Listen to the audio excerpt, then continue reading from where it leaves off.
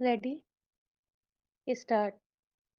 बचपन से ही हमें अपने पैशन, करियर और लक्ष्यों को लेकर चिंतित रहना सिखा दिया गया है। माता-पिता अपने बच्चों की स्कूली शिक्षा, उच्च शिक्षा, रोजगार, शादी को लेकर लगातार चिंतित रहते हैं। हमें भी हमेशा इस बात की चिंता लगी रहती है कि मेरा क्या होगा। जब हमारी कोई बौद्धिक इच्छा पूरी हो जाती है, तो हम खुशी से फूल कर कुप्पा हो जाते हैं।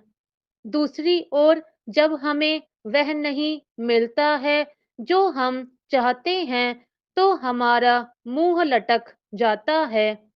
हम अपनी मानसिक शांति खो देते हैं। ऐसे में जरा सोचिए कि क्या हमारा जीवन केवल भौतिक इच्छाओं की पूर्ति के लिए है? भगवत गीता में भगवान श्री कृष्ण कहते हैं, अधिकांश लोग निरंतर तनाव की स्थिति में रहते हैं। जीवन बीत जाए पर यह तनाव नहीं बीतता। दिमाग ने जैसे मान लिया है कि जीवन का अंतिम लक्ष्य अपनी सभी लालसाओं को पूरा करना और अकूत धन जुटाना है। इच्छाओं को पूरा करने के इस आवेग से हमारा लगाव बन सकता है, जो अंत में क्रोध और ईर्ष्या की भावना पैदा करता है। हमारे पास जीवन की बहुत सीमित समझ है। हम ब्रह्मांड की विशालता को समझने में असमर्थ हैं। हमारे जीवन का उद्देश्य भौतिक हितों की पूर्ति तक सीमित नहीं, बल्कि बौद्धिक विकास को प्राप्त करना होना चाहिए। जब हम अपने दिमाग को तेज करने की दिशा में काम करते हैं, तो इंद्रियों से परे देखने की उसकी क्षमता को बढ़ाते हैं। एक बार जब हम अपने दिमाग को विकसित कर लेते हैं, तो अपने भीतर की यात्रा शुरू करने के लिए तैयार हो जाते हैं। मानसिक विकास हमें चेतना के माध्यम से अपने विचारों और दिमागों को एक सीध में रखने में मदद करता है।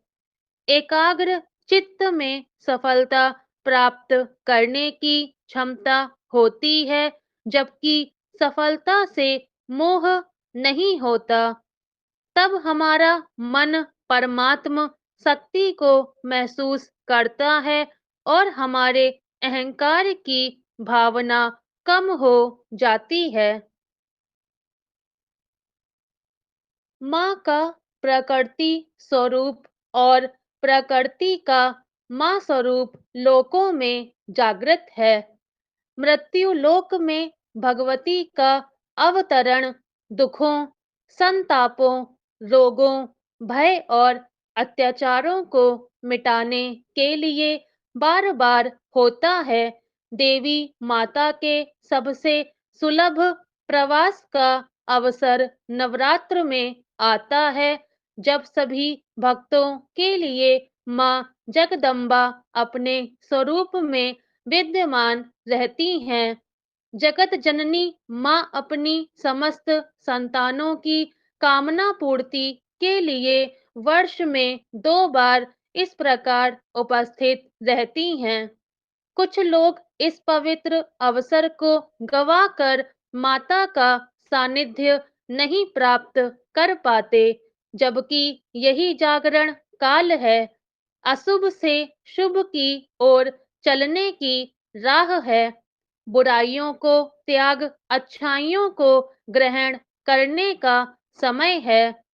इस समय परम शक्ति माता के रूप में आत्मा को समेट लेती है, प्रकृति को संवारती है। पृथ्वी पर समस्त निराशाओं, आशंकाओं, उत्पादों और षड्यंत्रों को निष्फल करने वाली महाशक्ति सदैव स्तुति द्वारा प्रकट होती हैं। उनकी वंदना से सफलता का द्वार खुलता है। पूजा अर्चना से कष्ट, महामारी और अपयश का शमन होता है। व्रत तथा मंत्र जाप से शत्रुता, मतभेद, दुर्भावना और अंतर्द्वंद नष्ट होकर विजय की प्राप्ति होती है। स्टॉप।